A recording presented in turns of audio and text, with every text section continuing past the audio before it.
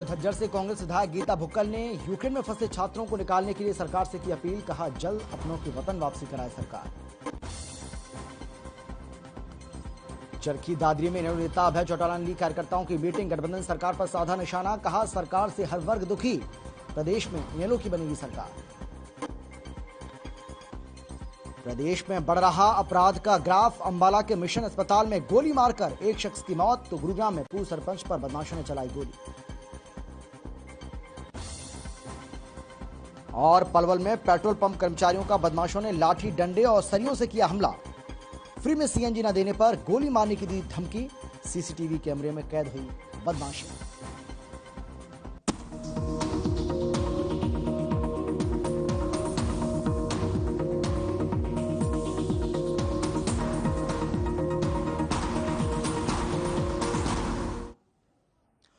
नमस्कार, आप देख रहे हैं हर खबर और मैं हूं आपके साथ अमित शर्मा। सीएम मनोहर लाल ने कैथल में 11 रुद्री शिव मंदिर में हो रहे महारुद्र यज्ञ में शामिल हुए और आहुति डालकर विश्व की शांति के लिए प्रार्थना की। इसके बाद सीएम मनोहर लाल ने पीडब्ल्यूडी रेस्ट हाउस में 4 बड़ी परियोजनाओं का उद्घाटन किया। मुख्यमंत्री मनोहर लाल ने कहा कि पिछले 2 साल में हम लोगों से मिल नहीं पा रहे थे, लेकिन अब परिस्थितियां बदल चुकी हैं। कैथल में जल्द ही एक जनसभा करेंगे, जिसमें कैथल जिले के तमाम विकास कार्यों की बात की जाएगी। वहीं यूक्रेन के विद्यार्थियों पर बोलते हुए सीएम ने कहा है कि हम लगातार वहां एम्बेसी से संपर्क में। हमने वहां पर कॉल सेंटर भी बनाया है और चंडीगढ़ में भी इसके लिए सहायता केंद्र बनाया गया है। हमारी कोशिश लगातार जारी है, हम अपने छात्रों को वापस लाएं। इसके अलावा सीएम ने पुरानी पेंशन बहाली और पुलिस राशन भत्ता 600 से बढ़ाकर 3000 करने पर कहा कि यह कांग्रेस का दोगलापन है। पहले इन्होंने ही पुरानी पेंशन को रोका था, अब जारी कर दिया है।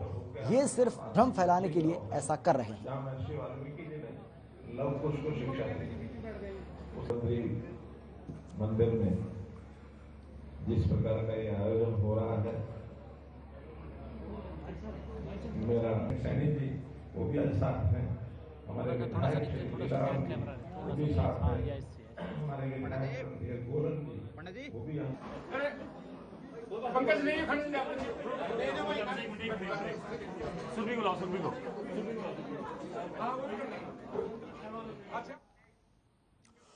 चरखी दादरी में इनेलो पार्टी की तरफ से कार्यकर्ता मीटिंग का आयोजन किया गया।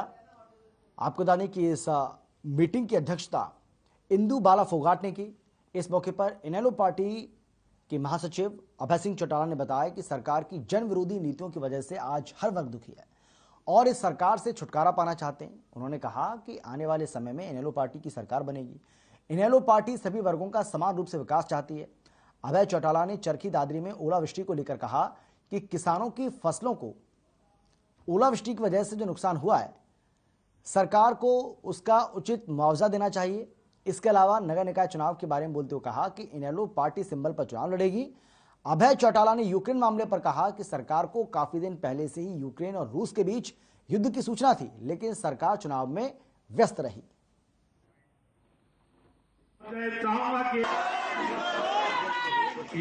हमारा कार्यकर्ताओं का हल्के का सम्मेलन था। वहीं आज इंदु बालाजी फोगाट ने हमारी पार्टी को ज्वाइन किया है। इन्होंने कोई 500-600 महिलाएं, एक महिलाओं का सम्मेलन टाइप करके सारी महिलाओं को भी पार्टी में साथ में शामिल कराया है। और हमने अपने पार्टी के कार्यकर्ताओं की एक जिम्मेवारी लगाई है और साथ में इनकी भी हमने इस सिरे से एक जिम्मेवारी लगाई है कि आप भी ज्यादा से ज्यादा महिलाओं को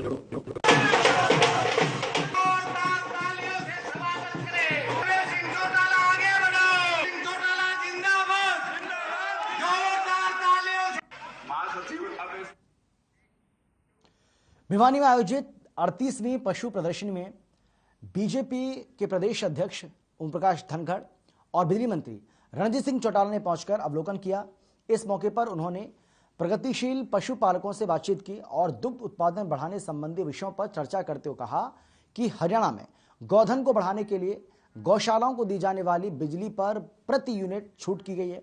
उन्होंने बताया कि गौशालाओं के लिए पहले 7 रुपये प्रति यूनिट बिजली की एवज में देना होता था, अब उसे घटाकर 2.5 रुपये प्रति यूनिट किया गया है। वहीं कृषि मंत्री जेपी दलाल ने कहा कि आज दूसरे दिन भी पशु प्रदर्शनी में हजारों की संख्या में किसान और पशुपालक पहुंचे।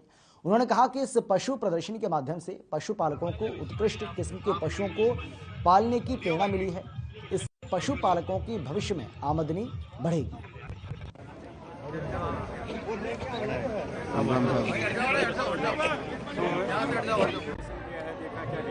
बहुत शानदार पशुधन प्रदर्शनी का आयोजन भिवानी में दलाल साहब ने किया है। मैं इनको बधाई देता हूं।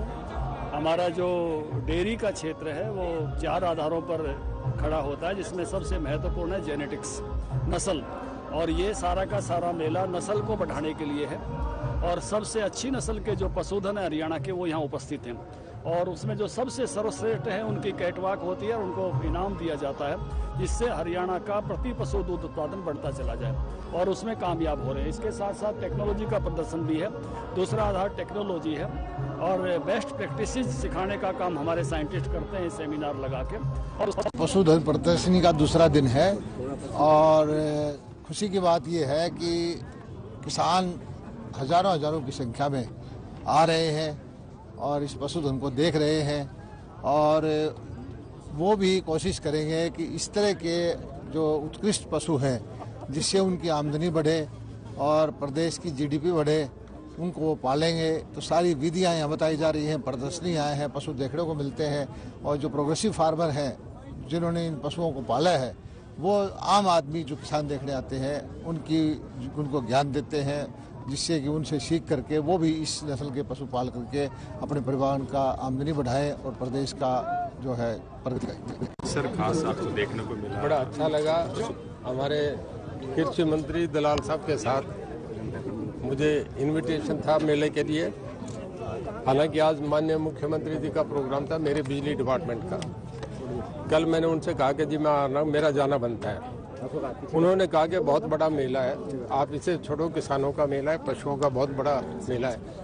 मैं इधर आया, बहुत अच्छा लगा, बहुत वेल ऑर्गेनाइज्ड है और बहुत लोगों को अपने अच्छी जो चीज़ें हैं उनको बाजार में लाके दिखाने का मौका मिला है।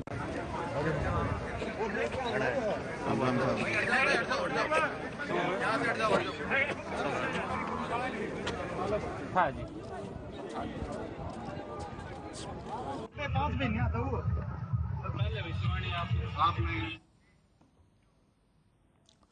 पूर्व शिक्षा मंत्री रामलाल शर्मा महेंद्रगढ़ पहुंचे, जहां उन्होंने कई क्षेत्र में हुई ओलावृष्टि से किसानों के नुकसान का जायजा लिया और सीएम से किसानों के नुकसान की भरपाई की मांग की। इसके साथ ही इस मौके पर पूर्व मंत्री रामलाल शर्मा ने कहा कि कुदरत की मार के सामने इंसान बेबस है, फिर भी किसानों की चिंता हमें है। उन्होंने प्रदेश के मुख्यमंत्री मनोहर लाल से फोन पर बात की, ओलावृष्टि से प्रभावित गांव का गिरदावरी करवाकर उचित मुआवजे की बात भी कही।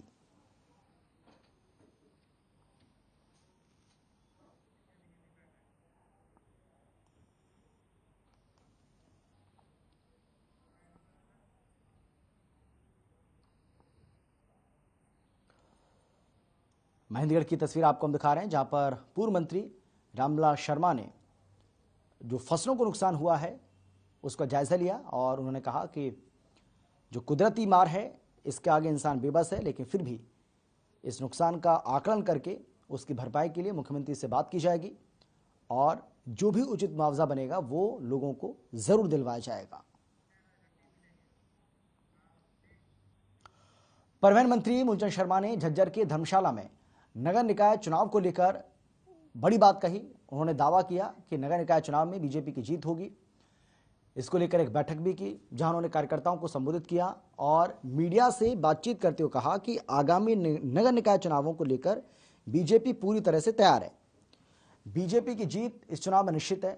साथ ही कहा कि विपक्ष केवल बीजेपी की छवि को जनता के बीच में खराब करने का प्रयास कर रहा है, लेकिन जनता जानती है कि बीजेपी ही आम जनता के हितों की रक्षा कर रही है।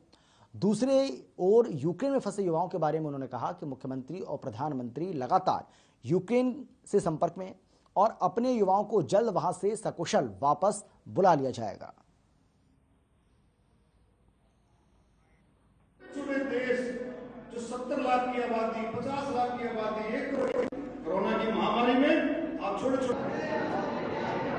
नगर परिषद के चुनाव को लेकर बैठक की है और हरियाणा में नगर परिषद के चुनाव है और झज्जर का भी नगर परिषद में नगर पालिका नगर परिषद पहला चुनाव है और इसमें बूथ लेवल तक के सभी कार्यकर्ताओं की मीटिंग हुई है और भारतीय जनता पार्टी की ऐतिहासिक जीत होगी।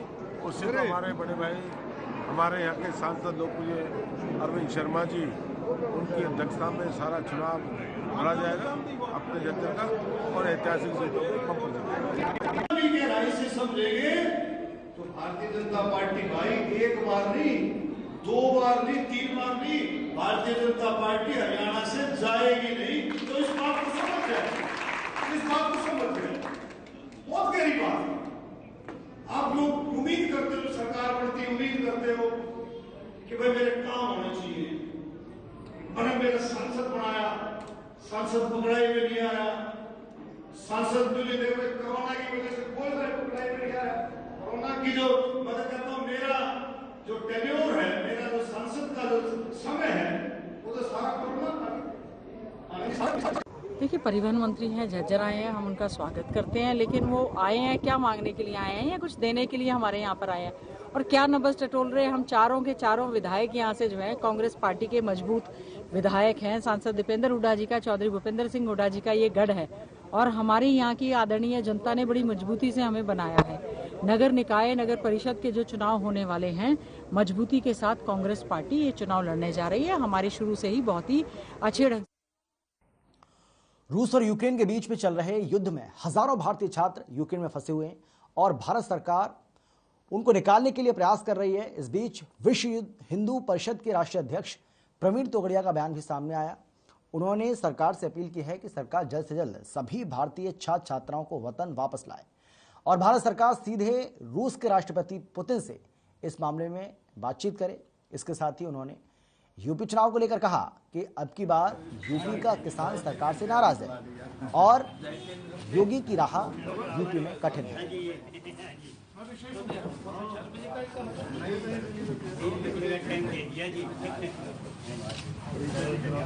स्वागत है जी, और बड़ी खुशी हुई हमें आपके दर्शन करके। मैं युद्ध स्वरूप और 20,000 भारतीय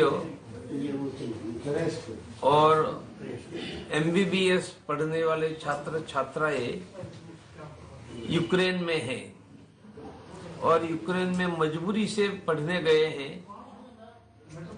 क्योंकि भारत में जो MBBS होने की फीस है उनसे 5वें हिस्से की फीस यूरोप में है। पूर्व शिक्षा मंत्री और झज्जर की विधायक गीता भुक्कल ने कहा है कि यूक्रेन में भारत के जहां 20,000 छात्र फंसे हुए हैं, उनमें से हरियाणा के 2,000, जिसमें से झज्जर जिले के लगभग 8 से 10 छात्र भारत आने का प्रयास कर रहे हैं। उन्होंने कहा कि आज यूक्रेन में युद्ध की स्थिति है और रिहायशी इलाकों में भी बमबारी की जा रही है, जिससे भारतीय छात्रों की जान जोखिम में है। इसलिए सरकार को इस मामले में जल्द ही कोई कदम उठाते हुए छात्रों को वापस लाना चाहिए। उन्होंने कहा कि एयर इंडिया की फ्लाइट के माध्यम से छात्रों को निःशुल्क भारत लाने का काम किया जाए।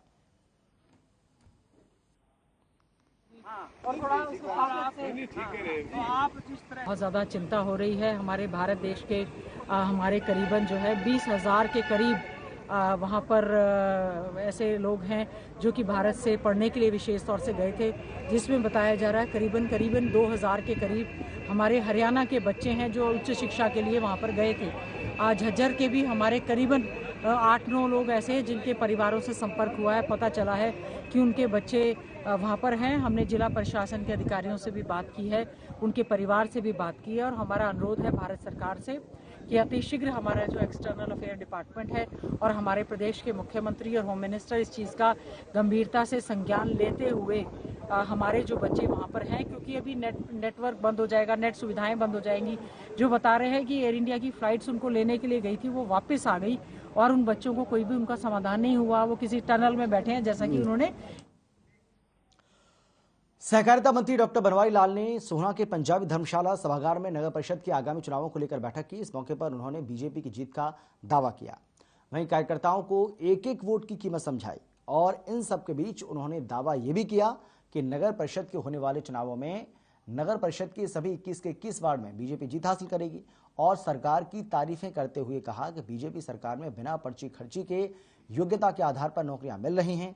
साथ ही कहा कि भ्रष्टाचार पर रोक लगाने के लिए सरकारी विभागों में होने वाली सभी कामों को ऑनलाइन किया गया। हमारे पदाधिकारियों द्वारा की हुई मेहनत और देखो ये पहली बार ऐसा देखा होगा आपने रचनात्मक कार्यक्रमों की और जिस तरह से चुनाव अभी नगर पालिका और नगर परिषद के आने वाले हमारी पार्टी ने ये फैसला किया कि चुनाव में जाने से पहले हमारे सभी मंत्री और सभी विधायक और सीनियर नेता कार्यकर्ताओं के बीच में जाए और कार्यकर्ताओं की बात सुने और जो भी उनकी वार्ड की जो भी समस्याएं हैं वो समस्याएं लेकर उनका निदान करें ताकि चुनाव में जब हम जाएं तो वोटर ये ना कहे कि भाई आप सिर्फ वोट मांगने के लिए हमारे पास आते हो, काम के लिए तो आए नहीं, आप आ जा रहे हो। तो उसको इस समस्या को दूर करने के लिए आज हम कार्यकर्ताओं के बीच में आए थे और कार्यकर्ताओं को भी कहा कि भाई अपने वार्ड में आके जो भी समस्याएं उनको विधायक के जरिए, जिलाध्यक्ष के जरिए, हमारे पदाधिकारियों के जरिए प्रशासन से उनको ठीक करें। और डॉक्टर साहब मैं कहने में संकोच नहीं करता, आज मैं इस टीम के बाढ़ में ओलावृष्टि होने से किसानों की फसल बर्बाद हो गई, जिसके बाद किसानों ने सरकार से मदद की गुहार लगाई है। वहीं ओलावृष्टि के बाद सरकार और प्रशासन की ओर से नुकसान की रिपोर्ट मांगी जा रही है। राजस्व विभाग के कर्मचारियों को ओलावृष्टि के नुकसान से संबंधित रिपोर्ट तैयार करने के आदेश जारी किए गए, जिसके बाद कर्मचारी ओलावृष्टि से प्रभावित खेतों में जायजा लेने पहुंचे। वहीं किसान संगठनों और विपक्षी पार्टियों ने स्पेशल गिरदावरी करवाकर किसानों की आर्थिक मदद करने की मांग की है।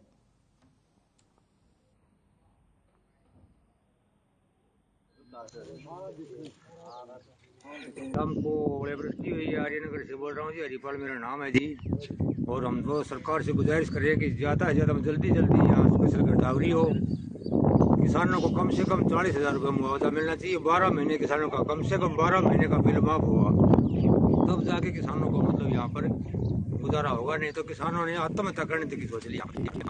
भयंकर नुकसान है, सरसों में भी, गेहूं में भी, कुछ एरिया में आप रास्ते में हमने देखा था कि चने में भी नुकसान है और कुछ किसानों ने टमाटर भी लगा रखे उनके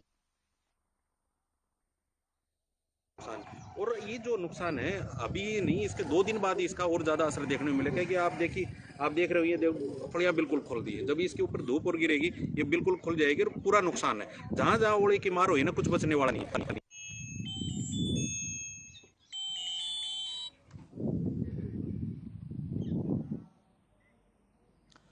पलवल में बदमाशों ने हंस पेट्रोल पंप के कर्मचारियों को लाठी डंडों और सरियों से पीटा है, जो सीसीटीवी कैमरे में कैद हो गई। दरअसल एक ऑटो चालक पेट्रोल पंप पर सीएनजी भरवाने आया और पंप कर्मचारी से बदतमीजी करने लगा। फ्री में सीएनजी भरवाने की मांग करने लगा, जिस पर पंप कर्मचारी ने उससे इनकार कर दिया। इसके बाद ऑटो चालक ने कई बदमाशों के साथ आकर पंप कर्मचारियों पर लाठी डंडे और सरियों से हमला कर दिया। 1 लाख रुपए लूट कर फरार भी हो गए। घायल कर्मचारियों को अस्पताल में भर्ती कराया गया। मौके पर पहुंची पुलिस ने मामले की जांच शुरू कर दी है।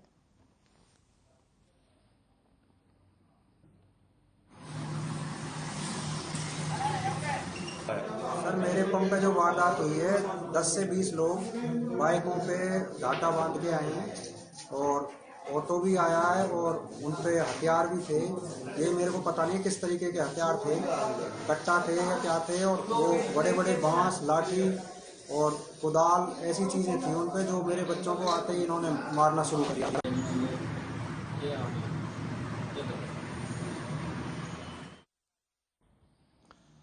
खबर है फरीदाबाद से, जहां पुलिस ने महिला को ब्लैकमेल करने और बलात्कार करने के मामले में एक म्यूजिक टीचर को गिरफ्तार किया है। पुलिस की माने तो म्यूजिक टीचर महिला के घर पर जाकर उसे म्यूजिक सिखाता था। इस दौरान महिला के साथ म्यूजिक टीचर ने नजदीकी बढ़ाकर उसकी अश्लील वीडियो और फोटो ले लिए। ब्लैकमेल करके उसका रेप भी किया। इतना ही नहीं, म्यूजिक टीचर ने उसकी एक सहेली को उसके वीडियो और फोटो भी भेज दिए, जिसके बाद पीड़ित महिला ने पुलिस से शिकायत की, जिसके आधार पर पुलिस ने आरोपी को गिरफ्तार कर लिया और आरोपी से पूछताछ के दौरान उसके फोन में कई और महिलाओं के फोटो और मोबाइल नंबर पाए गए।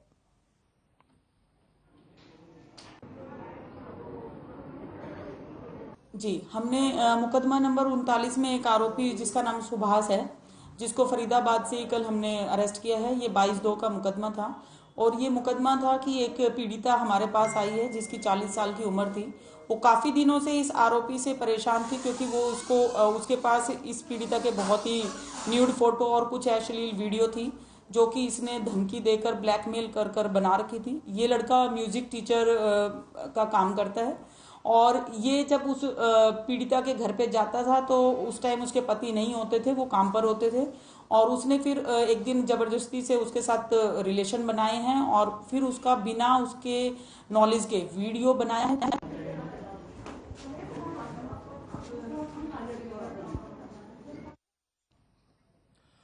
हरियाणा की रिटायर्ड कर्मचारी संघ ने शहर में प्रोटेस्ट किया और सरकार के खिलाफ नारेबाजी की। रिटायर्ड कर्मचारियों की मांग है कि सरकार उन्हें मेडिकल कैशलेस सुविधा दे और विधवा कर्मचारियों को पेंशन के साथ ही LTC भी दी जाए।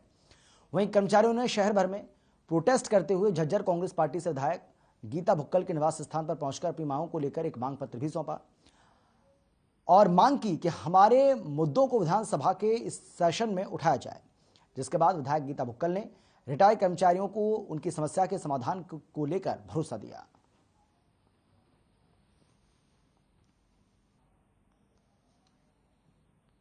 आप पर विश्वास है, आप उठाते रहो, हमारी डिमांड में मांग को लेकर आए थे आप विधायक के पास? सबसे मेन बुजुर्गों की ये मांग है, कैशलेस मेडिकल दिया जाए। अच्छा। और हमारे जो म्यूटेशन देती है गवर्नमेंट, हाँ। उसको 15 साल की बजाय 10 साल में पूरे किए जाए जी, ब्याज माफ किया जाए हमारा। अच्छा। कैशलेस मेडिकल कहना ये है कि हमने सरकार को कई बार चेताया कि सरकार रिटायर कर्मचारियों को मेडिकल कैशलेस की सुविधा हर हालत में दो, लेकिन सरकार को इसके ऊपर कोई जू नहीं रेंग रही। लेकिन मैं ये कहता हूँ, रिटायर होने के बाद विशेषकर बुजुर्ग जो हो जाते हैं उनको मेडिकल कैशलेस की बहुत ही अहम जरूरत है। रही बात 2 नंबर पे कि जब विधवा को पेंशन मिलती है तो मैं कहता हूं कि उसको LTC भी मिलनी चाहिए। कर्मचारी हैं वो लगातार अपने ज्ञापन सरकार को दे रहे हैं। सरकार से उनकी कई दौर की बातचीत भी हुई है, लेकिन एक भी मांग को लेकर समाधान नहीं हुआ है। सबसे बड़ी पुरानी मांग जो है ओल्ड पेंशन की जो है उसको लेकर, जैसे राजस्थान गवर्नमेंट ने, महाराष्ट्र ने बताया, केरला में ने सबने किए।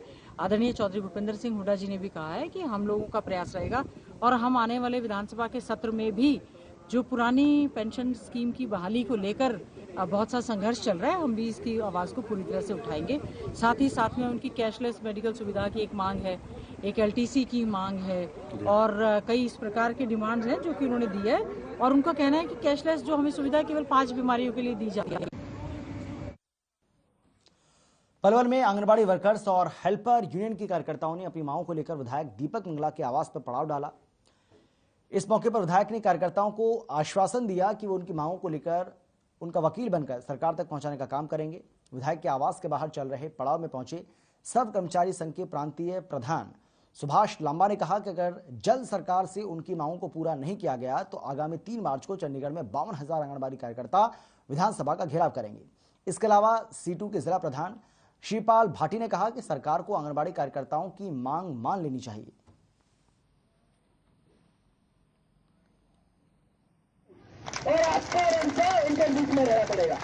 यहाँ कल 12 बजे से हमने पड़ाव डाला है।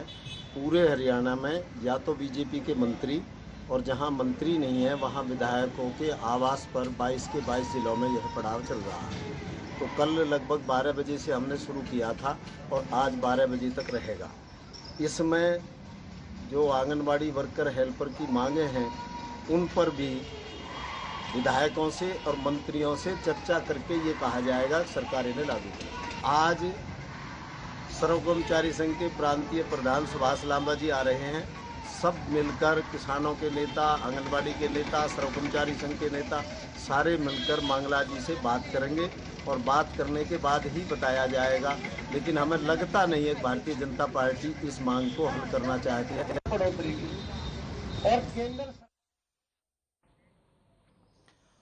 अंबाला में बदमाशों के हौसले बुलंद हैं, जिसके चलते आए दिन शहर में आपराधिक घटनाएं हो रही हैं। ताजा मामला अंबाला के मिशन अस्पताल का है, जहां बंटी कौशल नाम के गैंगस्टर ने अस्पताल में अपने ही साथी पर गोली चला दी, जिससे अमन नाम के व्यक्ति की मौत हो गई। आपको बता दें कि गोलीबारी करने वाला आरोपी बेल पर जेल से बाहर आया था। फिलहाल पुलिस मामले की जांच कर रही है।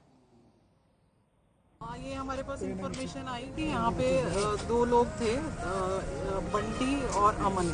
तो दोनों यहाँ हॉस्पिटल में वो किसी पेशेंट से जैसे मिलने आए हैं, बाहर आके उनकी कोई बात हुई है, तो जो बंटी ने अमन पे फायर करे हैं। अमन अभी जो है हमारे सरकारी अस्पताल में है, अभी उसकी सांस चल रही है। तो जैसे भी सीन ऑफ क्राइम टीम आ गई है और भी जांच है तो पता लग जाएगा क्या कुछ था। मैम सीसीटीवी में कुछ रिकॉर्ड हुआ है? हाँ, सीसीटीवी में नज़र आ रहा है, पूरा इंसिडेंट हमने देख लिया है, किस टाइम आए हैं, कैसे वो दोनों बाहर आए हैं, कैसे उसको शूट करा है, तो वो सारी चीज़ें। गुरुग्राम में अपराधों के मामले थमने का नाम नहीं ले रहे हैं। ताजा मामला बाबूपुर गांव का है, जहां पूर्व सरपंच योगेश यादव पर बदमाशों ने दिन दहाड़े गोली बरसा दी, मौके से फरार हो गए। घायल पूर्व सरपंच योगेश यादव को निजी अस्पताल में भर्ती कराया गया। आपको बता दें कि फिलहाल पुलिस आरोपियों की तलाश में जुट गई है।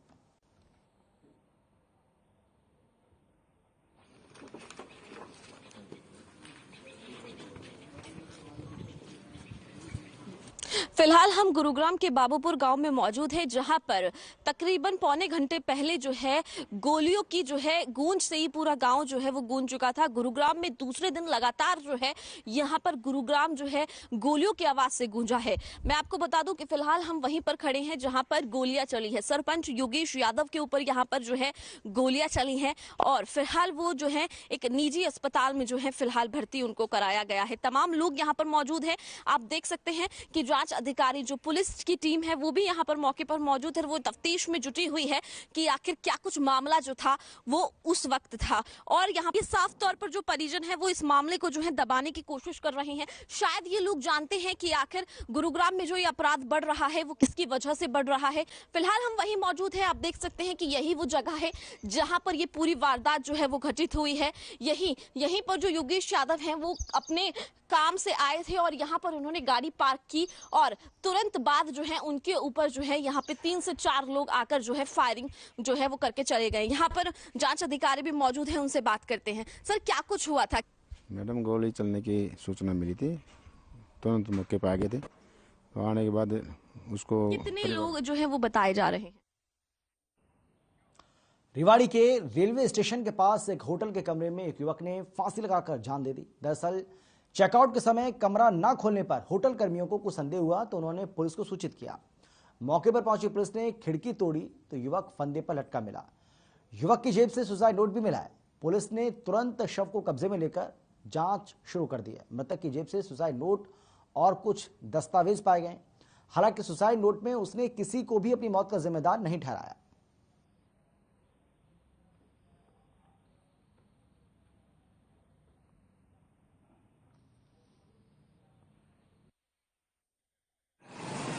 स्टेशन यहाँ एक लड़का लखन सनोप करण सिंह किशनगढ़ बास का, इन्होंने कल रूम लिया था 109 नंबर।